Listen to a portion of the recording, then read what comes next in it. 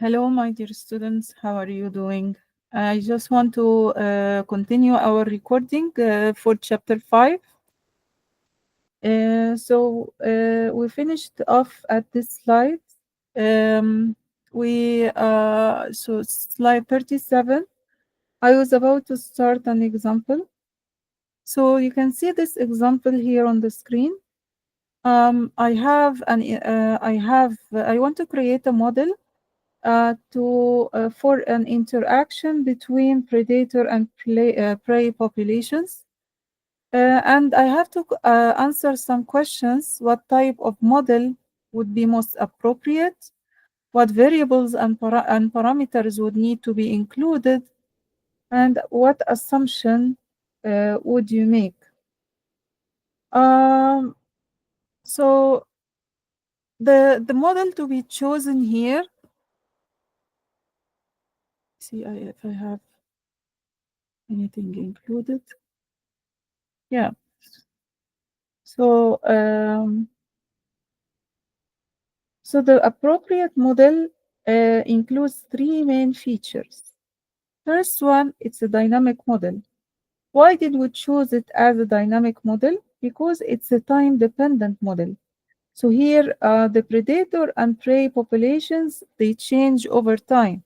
So that's why, because it's time-dependent, it varies over time, so it is a dynamic model. This model captures how populations increase or decrease as they interact, and this makes it suitable for biological systems that evolve. Okay, so that's the discrete model. That's the dynamic model. Discrete model, why did we choose the discrete model? Because it calculates a population that changes at specific time intervals. For example, we are trying to model the population that changes every day, every month, every year. It's not continuous. So at discrete time intervals, we are not considering the continuous change. But at some values, at specific values.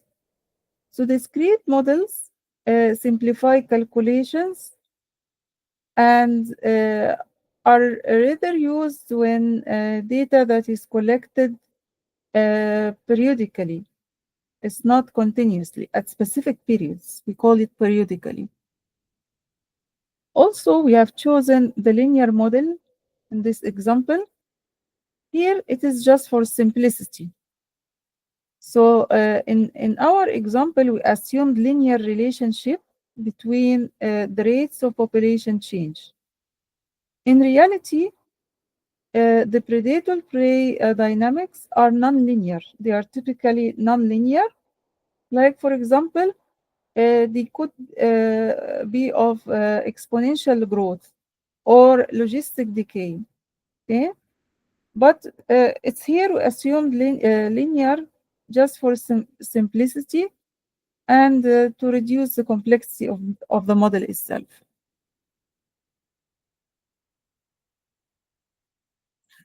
Part B, what variables and parameters would need to be included?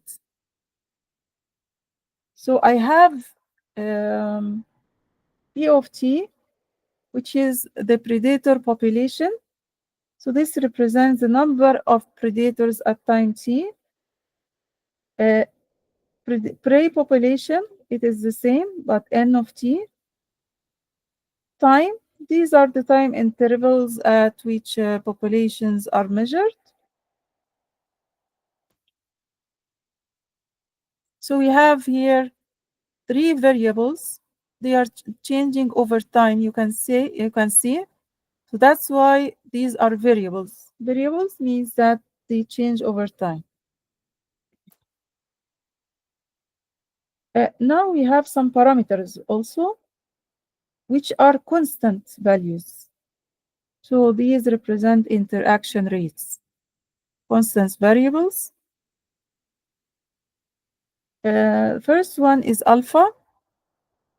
Sorry, bad me, my eyes. So the first one is A. This represents the prey growth rate.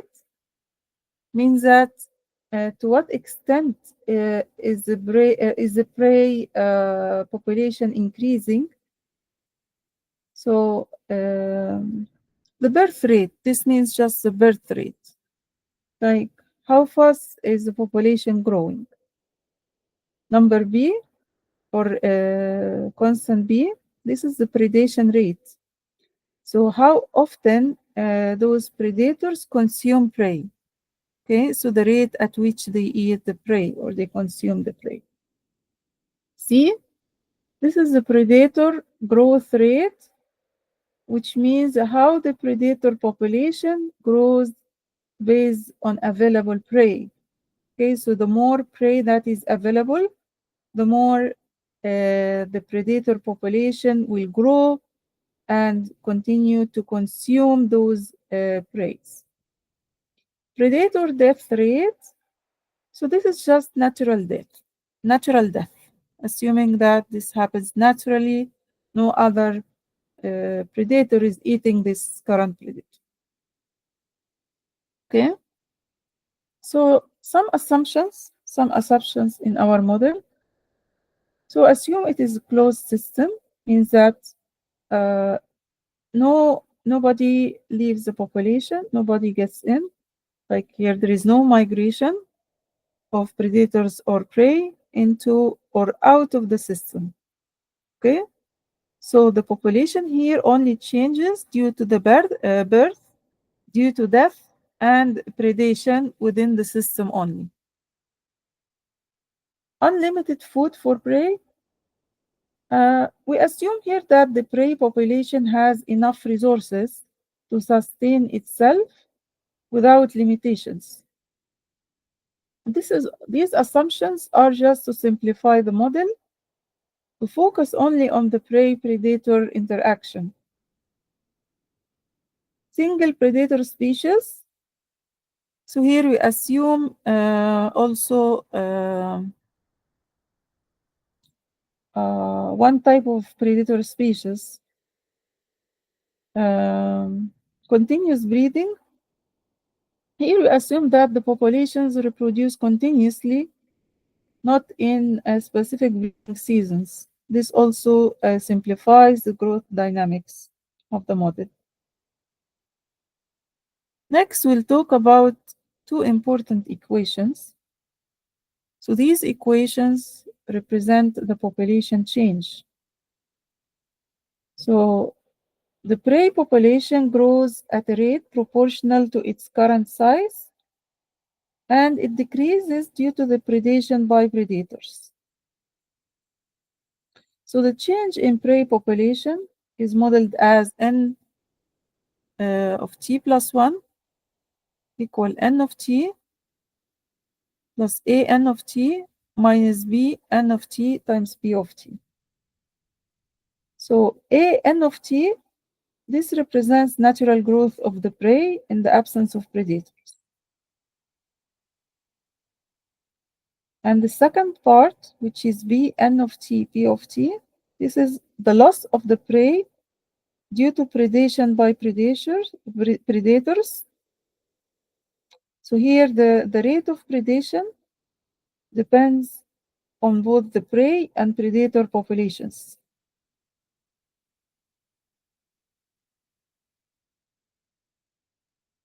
So how it grows is that we take the current population, prey population, and add those parameters. Second equation is the predator population change. So here the predator population increases based on availability of prey, of course. So when I have plus sign, this means it increases. When the second term has minus sign, means that it decreases. So the predator population, which is the initial one, which is P of t, we add to it, means that it increases by C n of t P of t.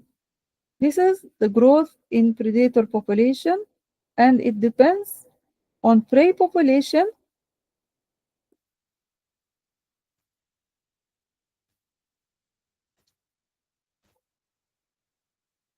I have to refresh.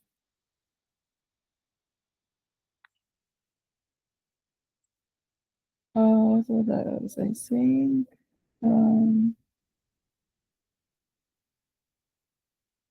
yeah, it depends on the prey population because the predators grow by consuming prey.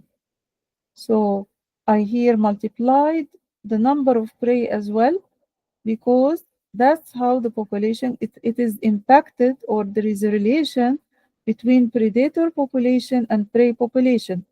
The more prey population, the more also the predator population. So they are related to each other. Minus dp of t means that it decreases. There is another factor that causes the decrease in the predator population, which is death here.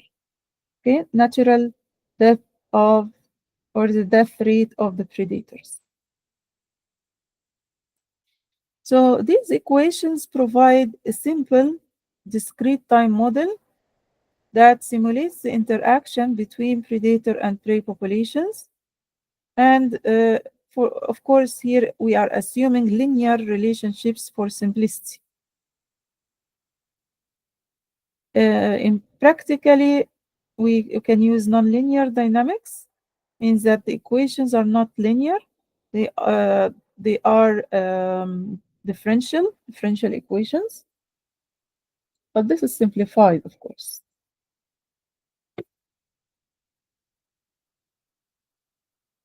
Okay.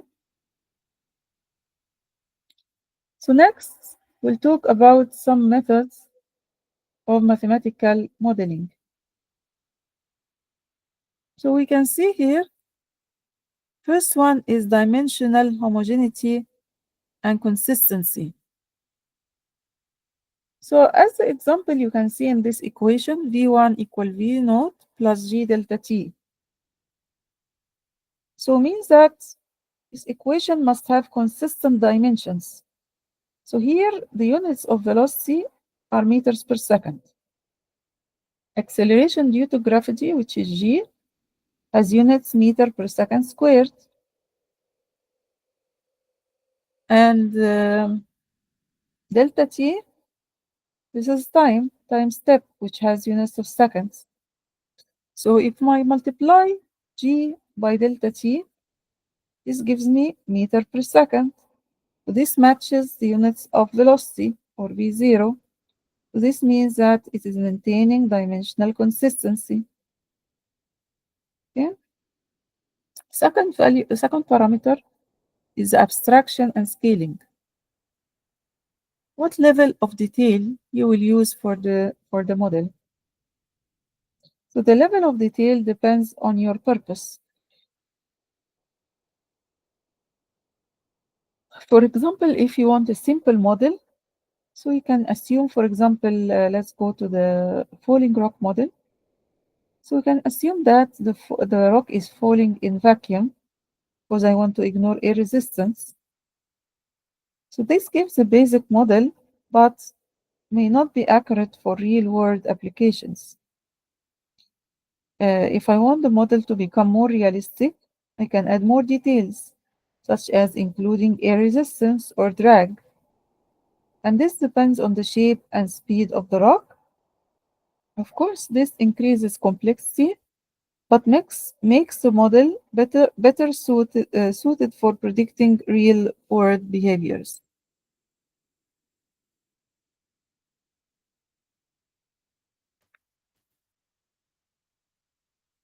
Now we'll talk about an important principle. It's called the conservation and balance principle.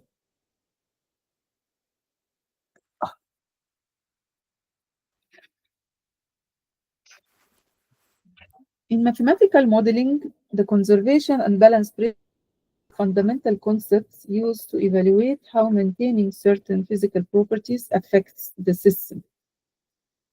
These principles ensure that quantities like mass, energy, and momentum are conserved over time. This means that they cannot be created or destroyed, but can only change from one form to another. So using this principle, We can analyze how changes in one part of the system influences the overall behavior. So this is actually important for creating reliable models that reflect real-world processes. So what happens here,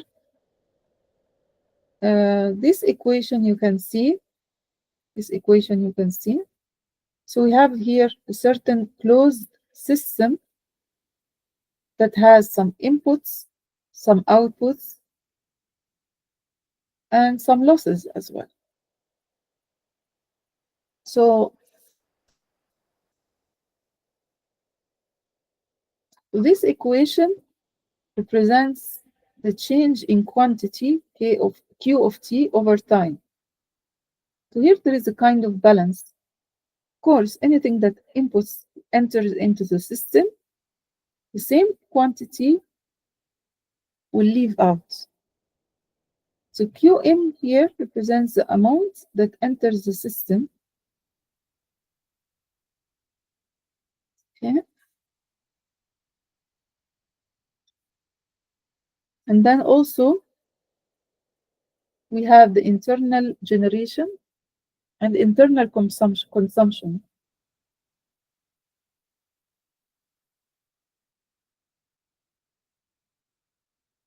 So internal generation is like additional quantity that is added. And then consumption is C of t, means that there is some loss, is consumed by the system. Qn, we call it influx. Qn, we call it influx. Q out is, we call it efflux. Efflux. G of t, we call it generation. C of t, we call it consumption. Okay. So let's say that let's say it is a water reservoir. Okay. And let's say that this water reservoir receives water from a river, which is the inflow or Qin, and also experiences rainfall. So rainfall adds to the available water in the reservoir, adds more water, and this is represented by G of t or generation. So this contributes to additional water volume. And then let's say that water is flowing out for distribution, goes for distribution, okay, which is Q out. And also there is water that goes for irrigation, water that is used for irrigation. So maybe C of t, this is C of t. Okay, so that's an example of the system.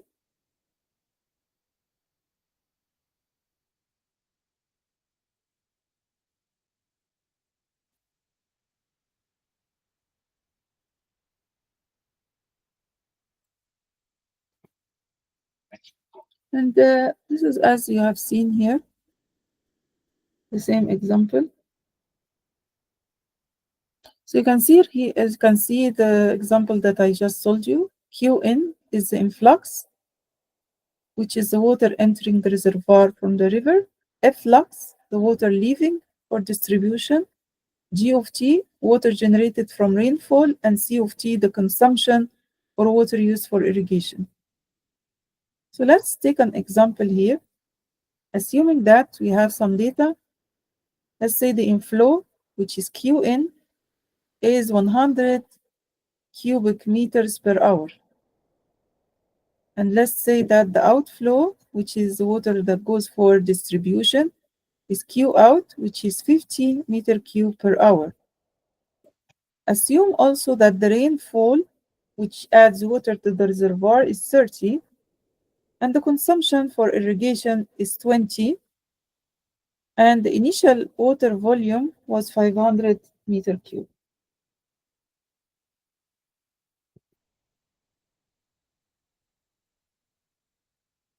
So applying the equation, we can substitute by those values 100 plus 30 minus 50 minus 20. So at the end, we have 60 millicube per hour. Okay, so this represents the amount of water or the change in volume. Okay, so this represents the rate of change of the water in volume, 60 millicube per hour. That's the amount of water that changes per hour.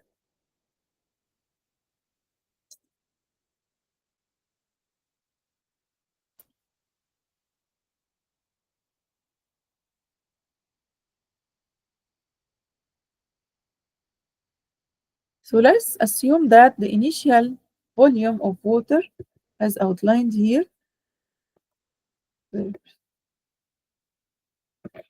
as the initial volume is 500 meter cube. And we calculated that the rate of change, which is dq by dt, is 60 millicube per hour. Okay, so we have a formula which is derived from the basic principles of calculus. This represents a simple linear model. So I have here the change over time times this time plus the initial value or the initial volume. So we just do direct substitution here. So Q of T is equal to Q of 0. Q of 0 was the initial volume of water, which was 500, and then plus this rate of change times the time. So let's use this model or this equation for future predictions. So we want to calculate the volume after 5 hours. So what shall we do here? We can just use this equation, the exact equation, and substitute by volume equal 4 hours, equal 5 hours.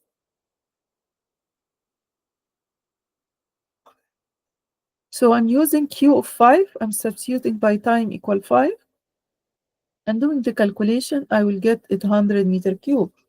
So you can see this equation allowed me to do future predictions. So I was able to successfully predict the volume after 5 hours. Some methods of mathematical modeling, uh, linearity or constructing linear models. So constructing linear models is so important. Linearity simplifies complex systems. When a device or system is influenced by multiple inputs, so we also apply linearity to analyze its behavior. So we use a principle called superposition.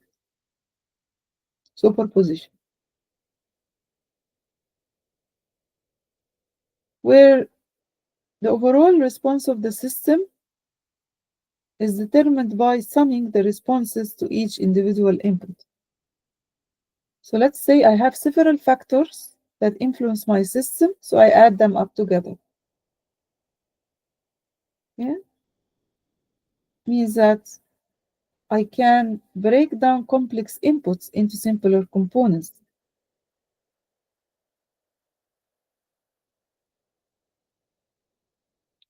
So linearity is an important concept in mathematics because, as I said, it allows me to understand how a system behaves when I have several inputs. Okay? This is known as the principle of superposition. Principles of superposition.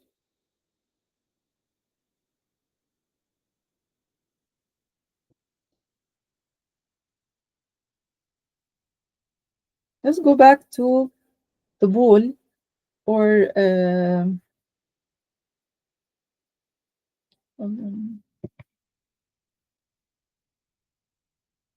ball. Okay. So imagine here that you have a ball that is rolling down a hill. The ball speed depends on two main factors. First one is the steepness level, how steep is the hill. The second one is the speed due to steepness. And I also let me assume that I have another input, which is roughness here.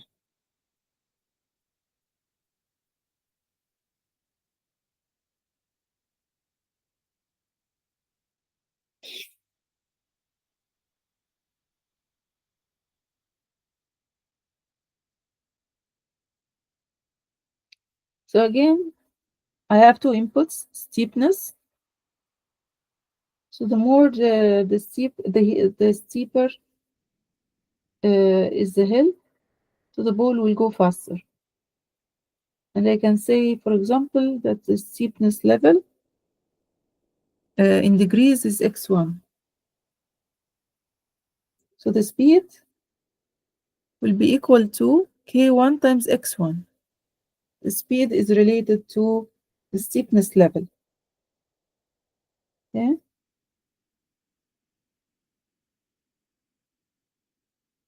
For the second input, which is the roughness,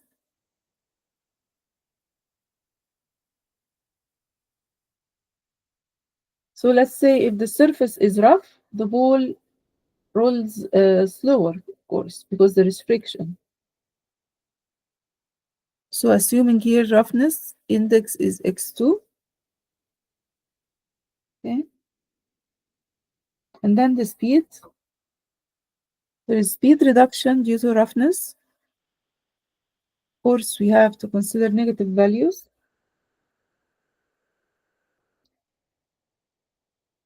Which is here minus k2 x2. Okay, this is the same way, calculated the same way. And then we combine both responses.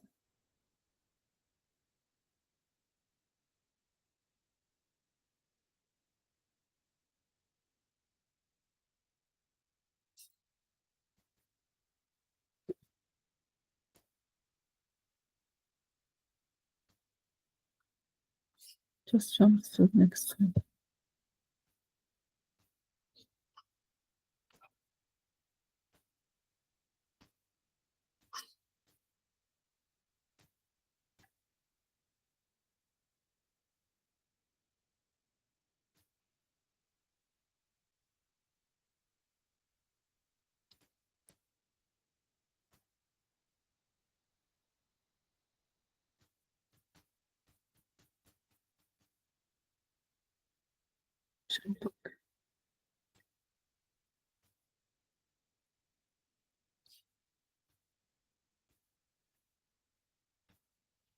Just trying to find run into the wrong one. Where's the right slides?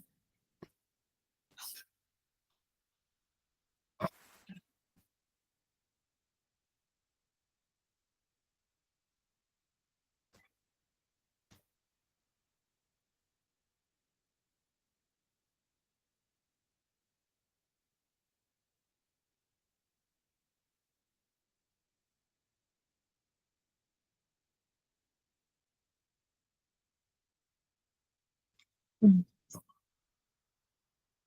okay, no.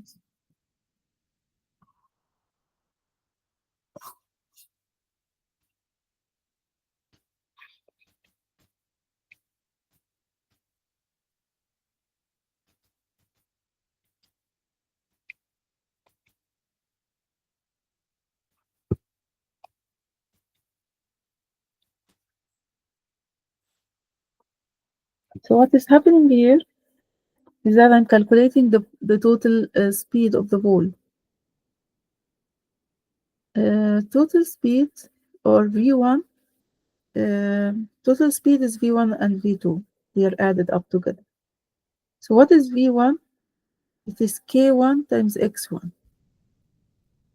Okay?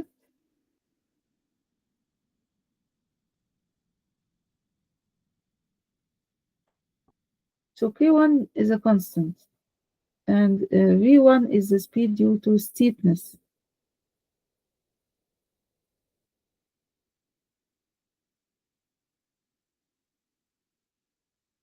Next, we just need to apply, and also for we just here do some substitutions. Okay.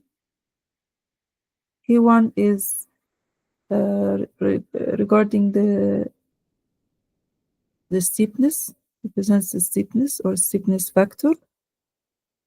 The higher the K1, this means more steep. And then K2 means that accounts for roughness. And it depends on the speed of the ball. The higher the value of K2, this means that the speed will decrease.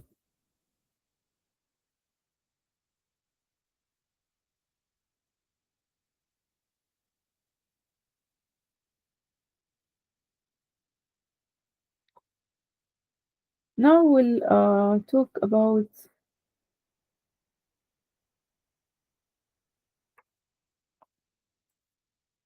let me see, this one. We'll talk about another topic called linear interpolation. This topic is easy and at the same time important. What is linear interpolation? So, an interpolation function is a mathematical function that is used for a given data set of data. I have some data points represented as a table. And if, let's say, I have missing values, or I want to estimate values between two known data points in a table.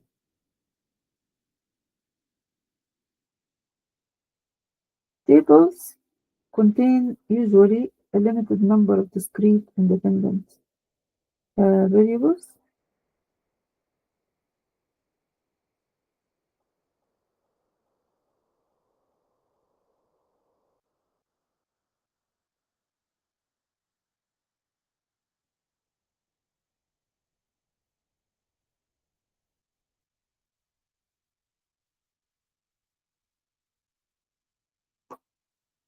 So let's say you can see here on the table, I have some temperature data, or not temperature, I have like sine of x and x.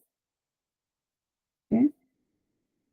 And let's say I want to choose a certain interpolation point. Let's use linear interpolation for simplicity. So I want to guess or to find the value at sine 0.63253.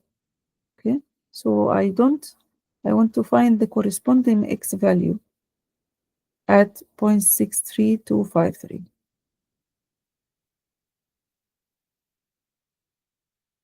So what I do, we can draw a curve representing that, okay, which passes through all the points, and then we try to locate the point, and find the corresponding value.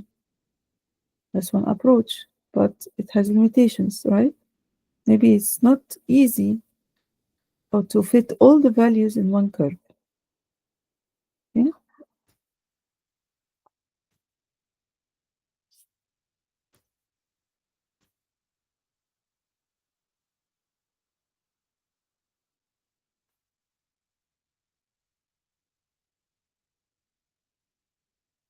So what did they do to overcome this?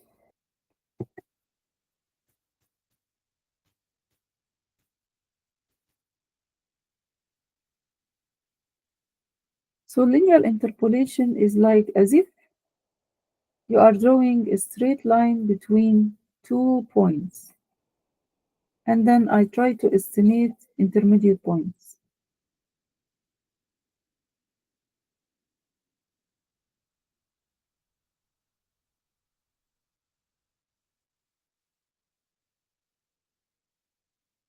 Usually I have a function f of x with known values at specific discrete data points. So linear interpolation provides me with an approximate function, which is g of x, And then the initial points, we call them also the interpolation points.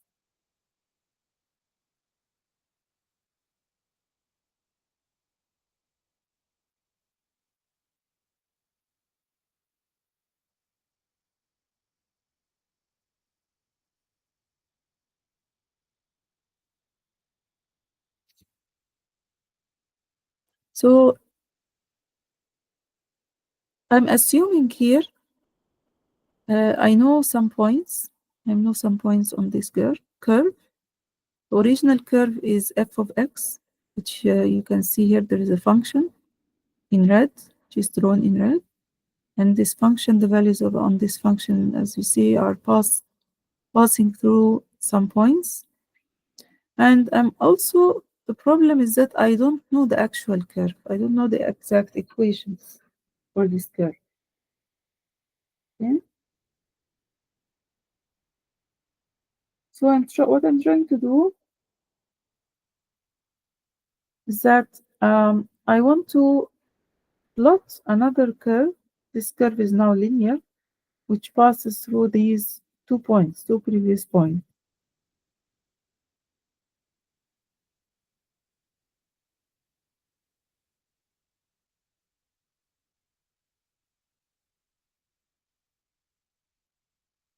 You can see here, g of x is an interpolated approximation, x0 and x1. These are the interpolation points. So every x0, like every x has a corresponding value on the function. Because as I said, we are trying to locate all those points on the straight line, on the straight line. So how are we doing that?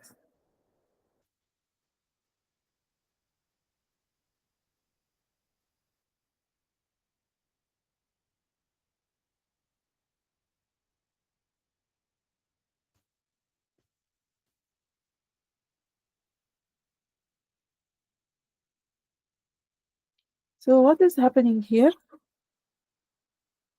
So I have 2 points, A and B, and I'm substituting by their values, as you have seen here.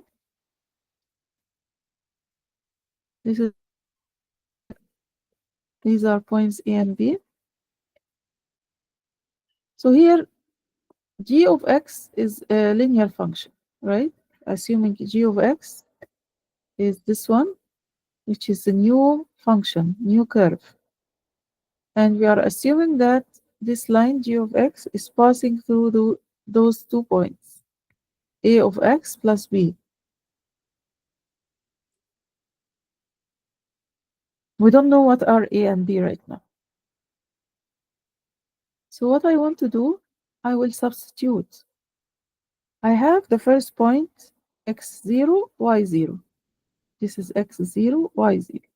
Second point, x1, y1. Okay, so each value you can see has a corresponding f of x value. Every x value has a corresponding f of x value. So at x0, the corresponding value is fx of 0. At x1 value, the corresponding fx of 1 is something, right? We don't know. That's what we are trying to find. So we wrote the two equations, okay? And then we have two equations and two unknowns.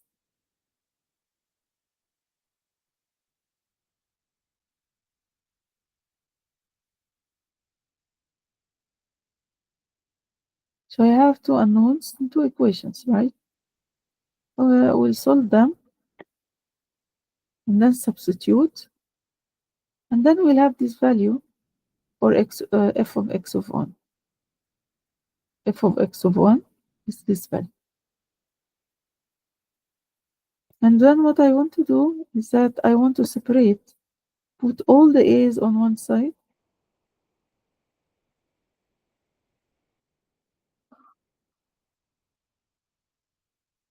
At the end, I will get f of x1 minus f of x0 over x1 minus x0.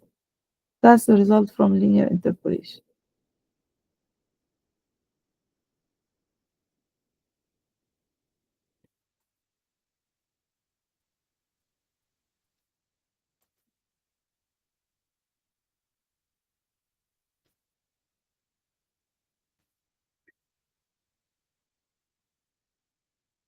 So I have here equation 2 and 3.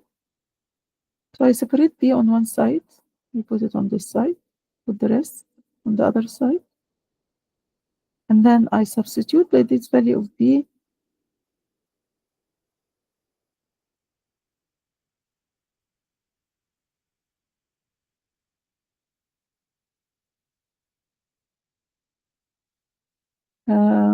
so I separated b on one side, and then I use this value to substitute into the second equation, which is number 3. So ax of 1 plus b is that value. So I put it here, equal f of x of 1. And then I just try to write a in terms of that as well. So I separate f of x of 1 and f of x of 0 divided by x1 minus x0.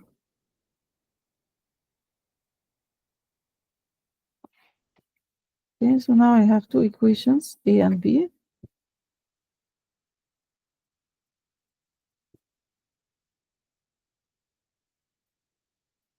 So what I'm doing all that because I want this formula at the end. I'm looking for this one. This one represents the combination between f of x of 0 and f of x of 1.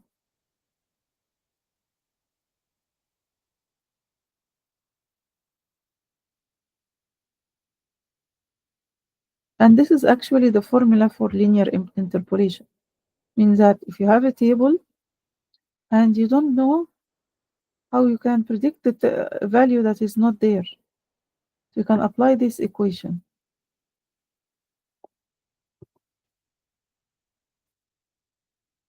So taking an example on that, you can see here I have a table. It has some missing values.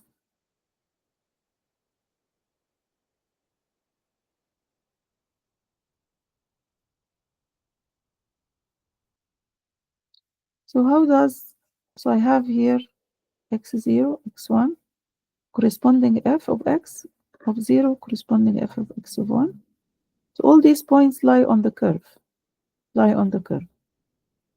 And I have here this value that I am trying to find. Use values at x0 and x1 to get an interpolated value at x equals something. Okay, so I have value x of 0 and I have x of 1, which is great.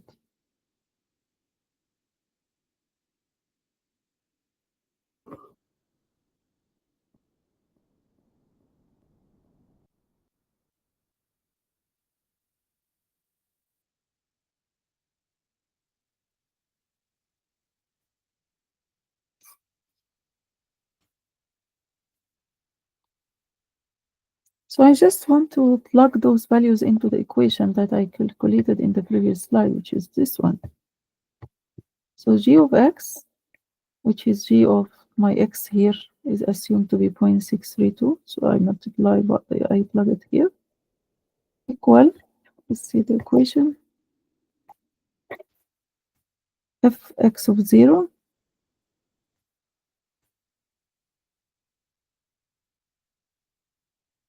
f of x of 0 is this value. Just apply the values or substitute, direct substitution.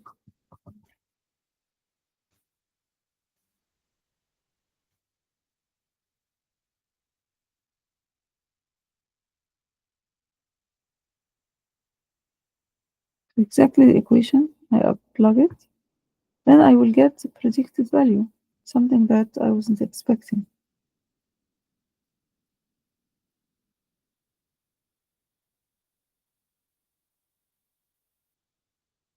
Okay, so I use these values, just plug them, direct substitution, then I get the corresponding G value at 0.632, which is this one.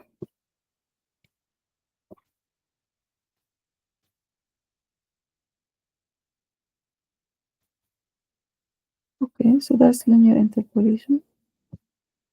I just want to show you something.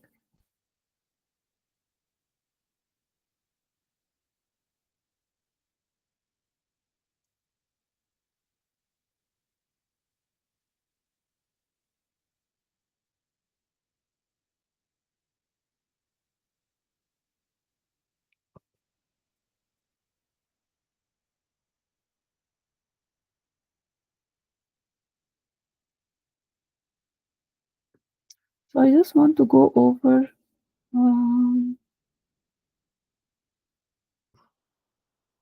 falling rock.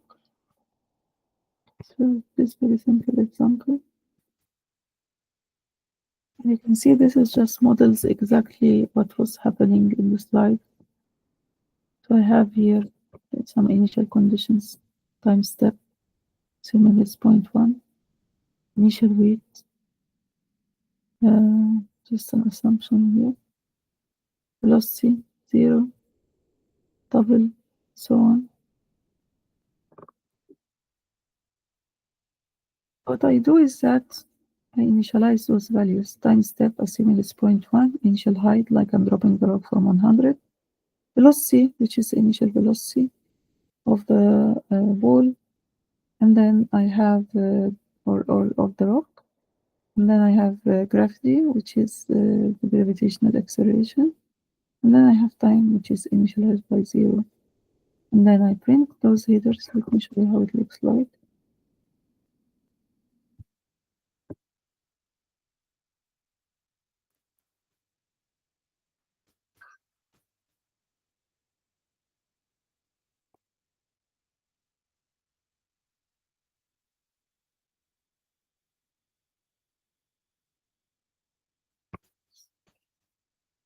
Mhm. Okay.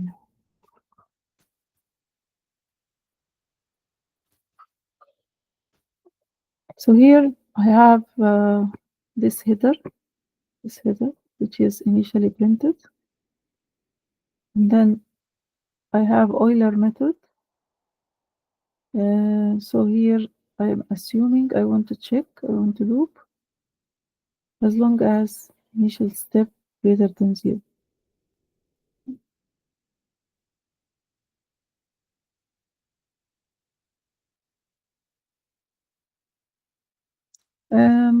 Then after just printing those headers, there is a loop which will keep going as long as the initial height is greater than 0. Okay, so when it's less than 0, the program will stop.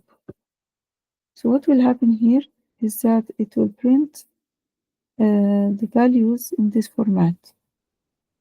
2f means that to two decimal places. Okay, so it will print that, as you can see here. And then velocity updating and initial height updating equations. Okay, gravity times time steps minus velocity times time step. And then after that, have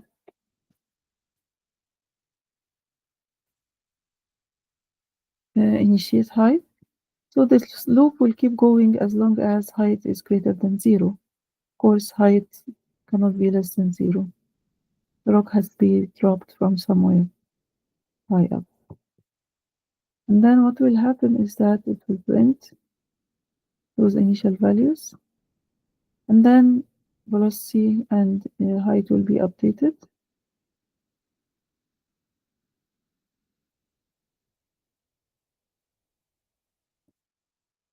And then this condition will check.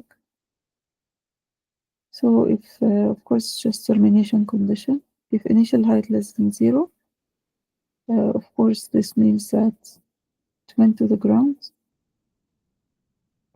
Yeah. And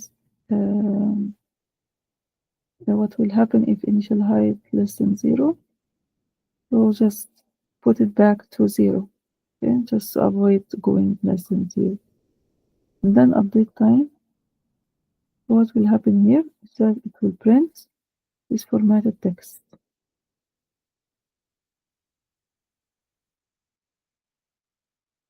And then just to print the final results, timestamp first.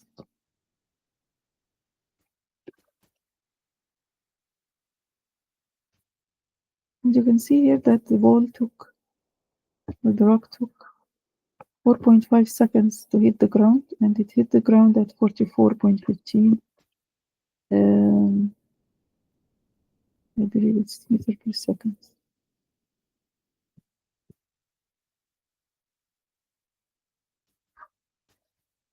Yeah, meters per second.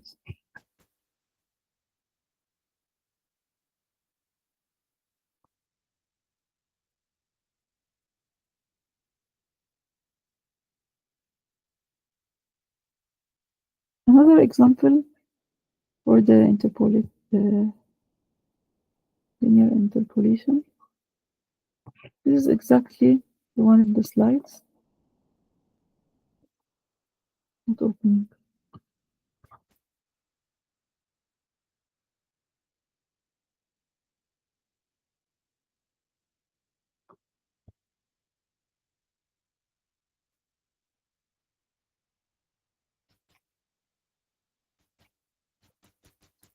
Yes.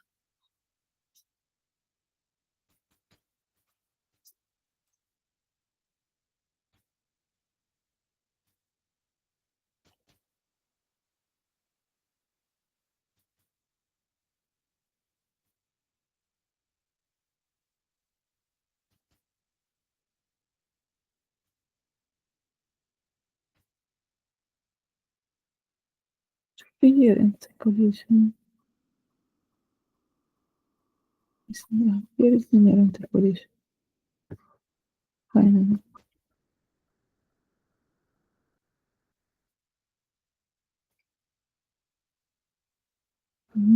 There's something wrong with the clips. This is an easy one. Anyway, so here I have a scanner which will take inputs from the user. I have a text message which will ask me to enter the number value. So several statements to print because here I want to ask the user or want the user to enter the different values for x1, x2, y1, y2, and then it will print the value of x to interpolate it. Yeah, so we need to also to print the value of x. Then we call the interpolation function. See the code for the interpolation.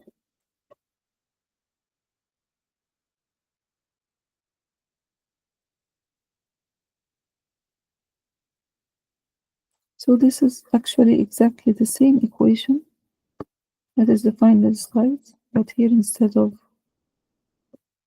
let's see the equation.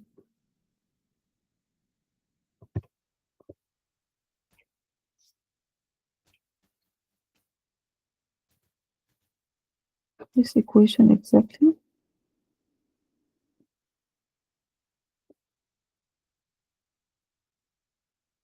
So I just instead of using y1 minus x0, I will use x1 minus x0, I will use y.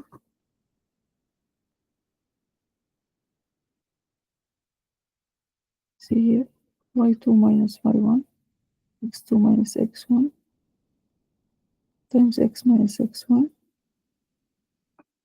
This form is easier. This form is way easier. Because this one,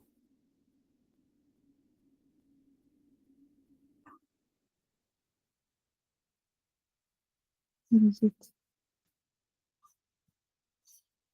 Yeah, this one, like, not user friendly. Okay. So other one is just using y and x, so also can be easier for you to use. So here interpolate, there is a function and taking those parameters which are obtained by the user, and then here interpolated value is displayed, and then here this is the function itself what it's doing.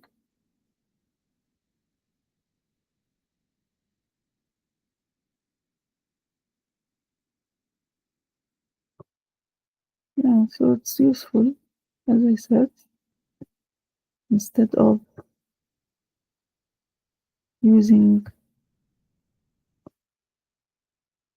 like this complicated form, they can use f of x0 and f of x1.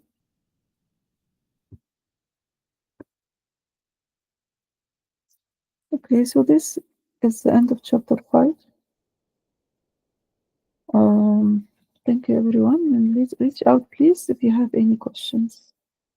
Have a good night.